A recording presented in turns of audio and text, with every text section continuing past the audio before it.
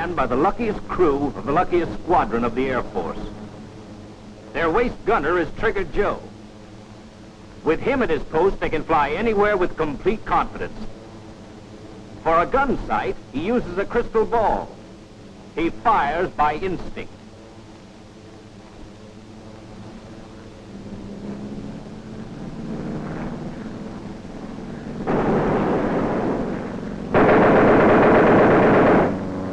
I'll say they're lucky. Lucky to be alive.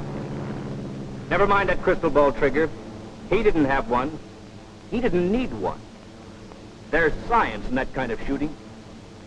Take a look at it. A fighter has fixed guns, all facing forward. To aim his guns, he must aim his plane. He's like a flying gun.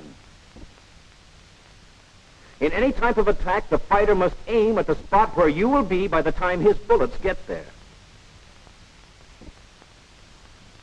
In order to continue to fire at you, he must fly a pursuit curve.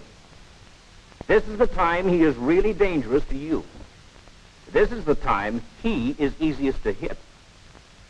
There are 5 parts to a fighter's attack: overtaking, turn in, roll through, guns bearing,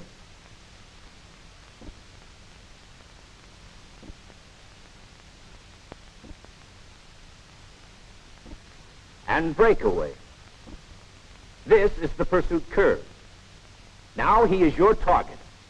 To you, he will always appear head on. Not this, not this, but this, and this, and this. He's in his curve. Head on, in range, shoot. Shoot?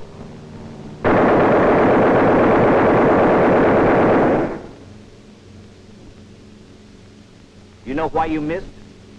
You didn't allow for the forward motion of the bomber being imparted to the bullet. Oh, yeah. What was that? Remember when you were a paper boy? If you tossed the paper directly towards the porch, it went sailing by and lit next door? The same thing happens when you shoot from a moving plane. If you fire point blank at 90 degrees, the bullet continues to move in the direction you're going and will go off here. Before you fire, the bullet is moving with you on your line of flight. When you fire, the explosion sends it in a new direction. Upon leaving the muzzle, the bullet immediately turns and follows a direct path between them.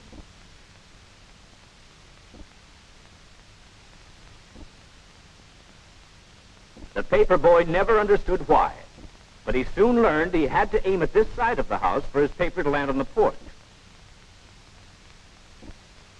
To hit this plane on the ground, then, we must do the same thing. Make allowance for the effect our bomber's motion will have on the bullet. We must make this allowance no matter where we shoot from. Here, here, or here. This deflection is always between the target and the tail of our bomber. At only one point are we a target for him. At that time, our point of aim is here. If we shoot accurately, we get this. Now, if he is moving toward us, our point of aim must be such that our bullets will intercept him. But what happens if we put him in the air, where he is free to change his course and keep firing at us? As we move forward, he must change the angle of his approach. This is his pursuit curve.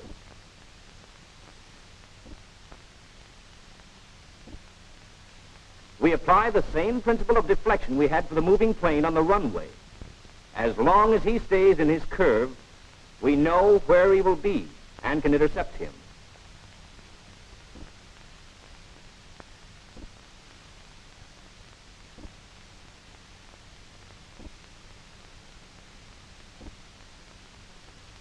Paper boy, deflection over here on a bicycle. Yeah. Just remember, the deflection is always between the target and the tail of your bomber. But you have to make allowance. I've got it. Now watch this.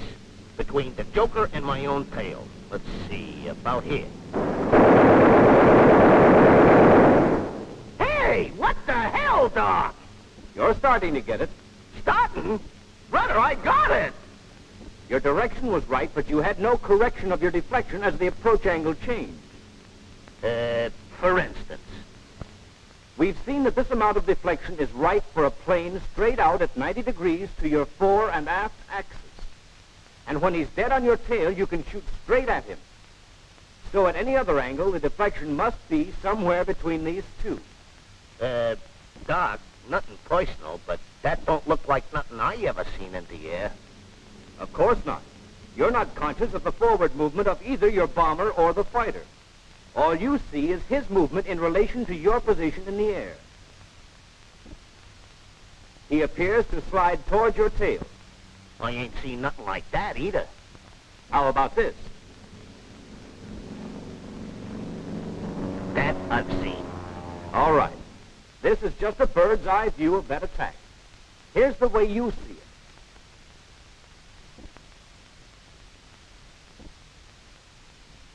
Oh, yeah. Here's the amount of deflection for 90 degrees. Here's the 90-degree position as you see it. Now here's how you aim.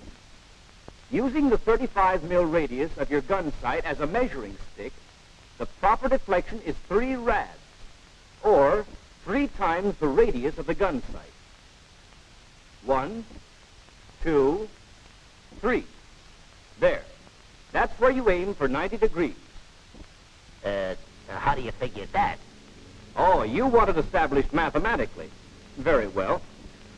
1,000 times the quantity 1 over v sub 0 minus v sub t sine 90 degrees over 2v sub 0 squared times v sub g sine 90 degrees minus 1,000 times v sub t sine alpha over v sub 0 times the quantity 1 plus a rho v sub 0 equals 100 mils. Equals 3 rads. So it's 3 rads at 90 degrees. What next? 90 degrees was straight out from your beam. Halfway back from there to your tail at 45 degrees, the deflection is 2 rads. 1, 2. Any questions? No. Half the remaining distance at 22.5 degrees, it is 1 rad. And half again at 11.25 degrees, it is only 1/2 rad. Out here, it's 3. Halfway back, it's 2. Half again is 1. And half again, 1/2. If you're flying a straight course and traveling at a true airspeed of 225, that's all you have to remember. Approach angle, amount of deflection for that angle. Now, when you're in the air, 90 degrees can be up, down, side, all the way around. It becomes a wheel. No matter where he is on that wheel, always allow a 3 rad deflection toward the tail of your plane. If he is coming in at 45 degrees above, below, front, or back, the wheel becomes a cone with your fore and aft axis running through the middle. Doc, that don't look like nothing I ever seen in the air. I know. In the air, all you see is straight out for 90 degrees. Then halfway back, about here for you, the 2 rad position. It's easy to find. Just remember, it's a complete circle all around your plane. Halfway again, at the 1 rad position, the cone becomes smaller and continues to diminish with the angle of the approach. Frontal attacks are exactly the same, even though they may not at first appear to be sliding towards your tail. But if you aim here, see what your forward motion does to your bullet. Change your aim in a direct line toward your tail, and there's 1 less fighter to worry about. If it's a direct head-on attack, your forward motion does not affect the direction of the bullet. So you fire point blank as you do from the tail. When the angle is 11.25 degrees, give it the same 1/2 rad deflection toward your tail. At 22.5 degrees, 1 rad. At 45 degrees, 2 rads. And at 90 degrees, 3 rads. Okay, I got it. Give me a plane. Give me a plane. Here's a high side attack. 90 degrees, straight out. This is the position of your bomber. Where would you aim? 90 degrees, 3 rads towards my tail. 1, 2, 3. There you are. Well, 3 rads is right, but you'd have to have a weird-looking tail for that direction to be in line. Take a line from the target to the tail that was built on the plane and put your sight on it. There. Hey, wait a minute. No fighter is going to sit still like that for you. It is constantly sliding toward your tail, so you have to keep changing your amount of deflection to have the right aim at the key positions. From the nose to the beam, it is increasing, and from the beam to the tail, it decreases.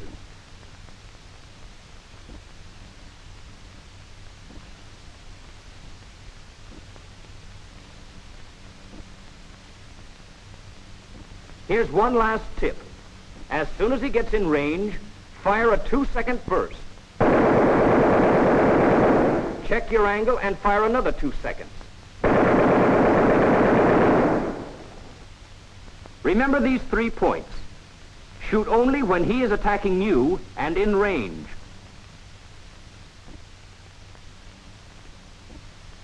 Aim between the target and the tail of your bomber.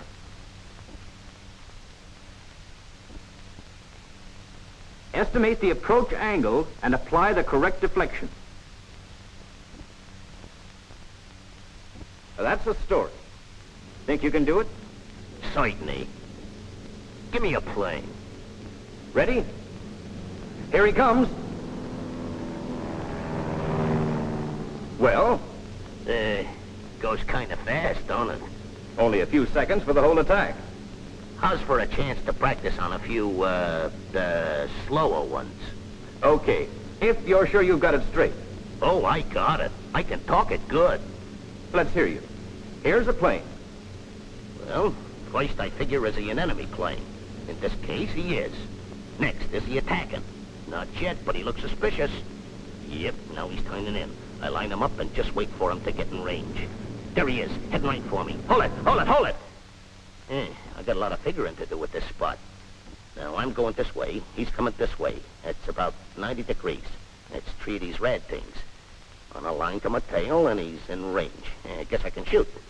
Okay, let him come. Hold it! That's 2 seconds. Yeah, now he's back here. Looks like about a rad and a half. Maybe a little more. There. Start him again. How'd I do? Didn't miss a thing.